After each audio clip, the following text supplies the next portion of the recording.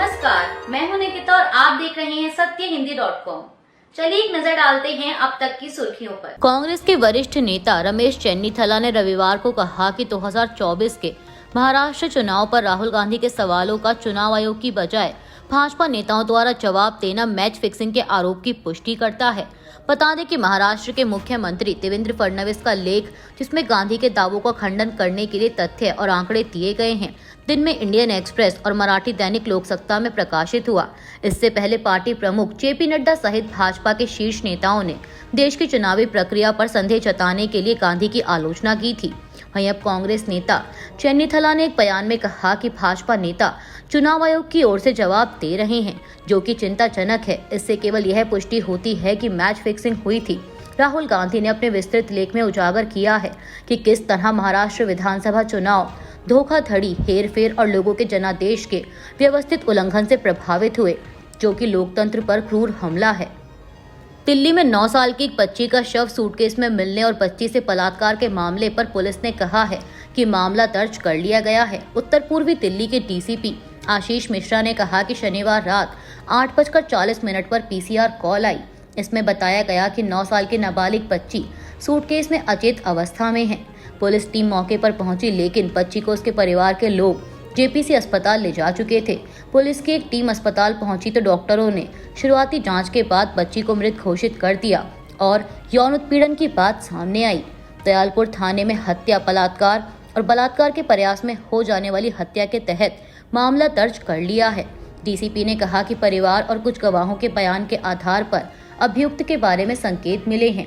इसका इस्तेमाल कर कई टीम लगी हुई हैं ताकि अभियुक्त को जल्द से जल्द गिरफ्तार किया जा सके। दिल्ली में 9 साल की बच्ची से दरिंदगी के मामले को लेकर दिल्ली के पूर्व मुख्यमंत्री अरविंद केजरीवाल और आतिशी ने प्रतिक्रिया दी है। केजरीवाल ने सोशल मीडिया प्लेटफॉर्म एक्स पर लिखा कि दिल्ली में 9 साल की बच्ची के साथ दुष्कर्म और हत्या की इस घटना ने सबको झकझोर दिया है। दिल्ली की कानून व्यवस्था को भाजपा ने बिगाड़ कर रख दिया है। भाजपा की 4 इंजन वाली सरकार में भी हमारी बेटियां सुरक्षित नहीं हैं। गृह मंत्री अमित शाह और उनकी 4 इंजन वाली सरकार को जवाब देना ही होगा। दिल्ली की बेटियों को जवाब भी चाहिए और न्याय भी। वहीं दिल्ली विधानसभा में विपक्ष की नेता आतिशी ने एक्स पर लिखा कि दिल्ली में 9 साल की बच्ची के दुष्कर्म और हत्या के लिए जिम्मेदार कौन है? बिगड़ती कानून व्यवस्था के लिए कौन जिम्मेदार है? आतिशी ने कहा कि 4 इंजन वाली भाजपा सरकार के बावजूद हमारी बेटियां सुरक्षित नहीं हैं। उन्होंने सवाल किया कि मुख्यमंत्री रेखा गुप्ता कहाँ हैं? केंद्रीय गृह मंत्री अमित शाह कहाँ हैं? बिहार विधानसभा चुनाव को लेकर केंद्रीय मंत्री चिराग पासवान ने रविवार को एक बार फिर प्रतिक्रिया देते हुए कहा कि लोक जनशक्ति पार्टी रामविलास और चिराग पासवान से लोग सवाल करते हैं कि आप चुनाव कहां से लड़ेंगे।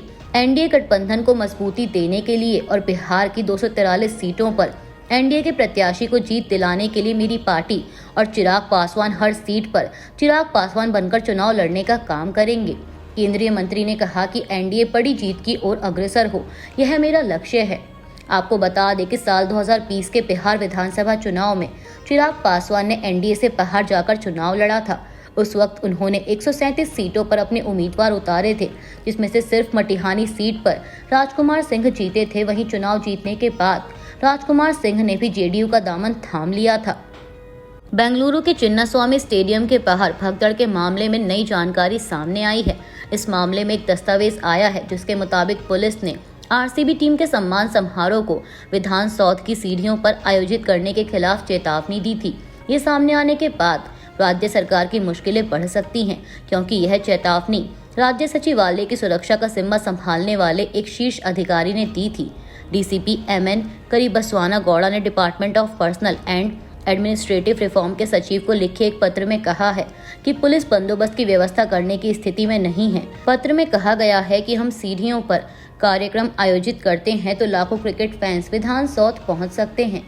सुरक्षा कर्मियों की कमी के कारण बंदोबस्त की व्यवस्था करना मुश्किल होगा।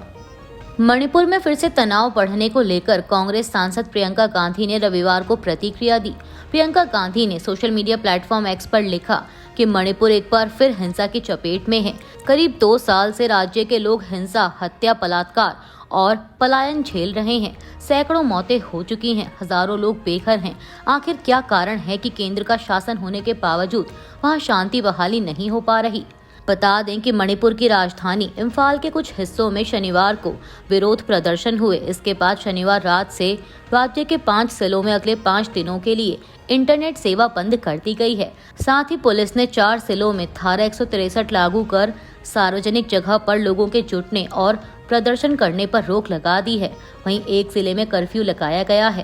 प्रियंका गांधी ने सवाल किया कि प्रधानमंत्री मोदी ने मणिपुर को उसके हाल पर क्यों छोड़ दिया। आज तक ना वे मणिपुर गए, ना ही राज्य के किसी प्रतिनिधि से मिले, ना कभी शांति की अपील की और ना ही कोई ठोस प्रयास किया।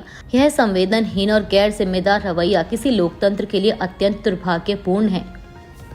कांग्रेस ने रविवार को प्रधानमंत्री मोदी पर अपने मीडिया संवादों की स्क्रिप्ट लिखने का आरोप लगाया और कहा कि अपने पूर्ववर्तियों के विपरीत उनमें बिना किसी निर्देश के प्रेस वार्ता करने का साहस नहीं है। एक्स पर एक पोस्ट में कांग्रेस महासचिव जयराम रमेश ने कहा कि दुनिया भर के नेता समय समय पर स्वतंत्र प्रेस वार्ता करते हैं, लेकिन हमारे यहाँ 11 वर्षों से कोई प्रेस वार्ता नहीं हुई है। जयराम रमेश ने अपने पोस्ट में कहा कि नरेंद्र मोदी ने पिछले साल चुनाव प्रचार के दौरान अपने मीडिया संवादों का निर्माण, निर्देशन और स्क्रिप्टिंग की थी, जिनमें से एक के दौरान उन्होंने दावा किया था कि वे गैर जैविक यानी नॉन बायोलॉजिकल हैं, लेकिन उनमें कभी भी बिना किसी निर्देश के प्रेस वार्ता करने का साहस नहीं हुआ। कांग्रेस और आरजेडी द्वारा चुनाव में मैच फिक्सिंग की बात कहे जाने पर केंद्रीय मंत्री चिराग पासवान ने कहा कि सबसे पहले तो राहुल गांधी के इस बयान से पता चलता है कि उन्होंने बिहार चुनाव में हार स्वीकार कर ली है।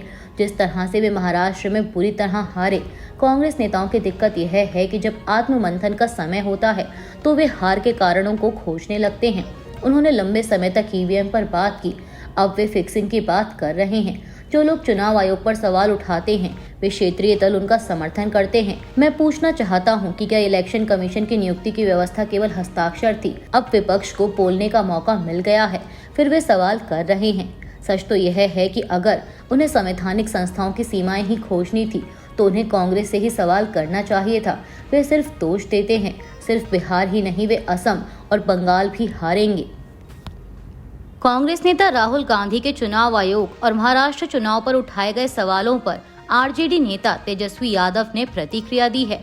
तेजस्वी यादव ने कहा कि आप सभी जानते हैं कि 2014 के बाद जब से नरेंद्र मोदी पीएम बने हैं, सभी संवैधानिक संस्थाओं को हाईजैक कर लिया गया है। भाजपा आईटी सेल को चुनाव आयोग की घोषणा से पहले ही चुनाव की तारीखों का पता चल जाता है। हम मामले पर नजर रख रहे हैं, लेकिन संवैधानिक संस्थाओं को ईमानदारी से काम करना चाहिए। अगर वे प्रभावित होंगे तो कोई न्याय नहीं होगा। तेजस्वी ने आगे कहा कि पिछले 2020 के चुनाव में हमने सरकार बनाई थी। चुनाव आयोग ने इसे सही ठहराने के लिए 3 प्रेस कॉन्फ्रेंस की। शाम को मतगणना क्यों रोक दी गई? रात में इसे फिर से क्यों शुरू किया गया? जिन उम्मीदवारों को विजेता घोषित किया गया था उन्हें बाद में हारने वाला घोषित किया गया। आम आदमी पार्टी के राज्यसभा सांसद संजय सिंह और पार्टी नेता सौरभ भारद्वाज ने रविवार को मद्रासी कैंप झुग्गी बस्ती के ध्वस्त स्थल का दौरा किया, जहां उन्होंने विस्थापित निवासियों से मुलाकात की और हाल ही में बेदखली अभियान को लेकर भाजपा पर अपना हमला तेज किया। उन्होंने आरोप लगाया कि प्रधानमंत्री मोदी का झुग्गी वासियों से जहां झुग्गी वहां मकान का वादा कई अन्य लोगों की तरह खोखला साबित हुआ है। इसके साथ ही आम आदमी पार्टी सांसद संजय सिंह ने प्रधानमंत्री मोदी को पत्र लिखकर जंगपुरा के मद्रासी कैंप में बुलडोजर की कार्रवाई पर चिंता व्यक्त की है। अभी के लिए बस इतना ही। बाकी की खबरों के लिए बने रहिए सत्यहिंदी.com के साथ।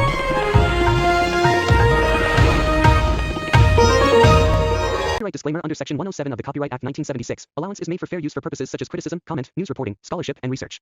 Fair use is a use permitted by copyright statute that might otherwise be infringing.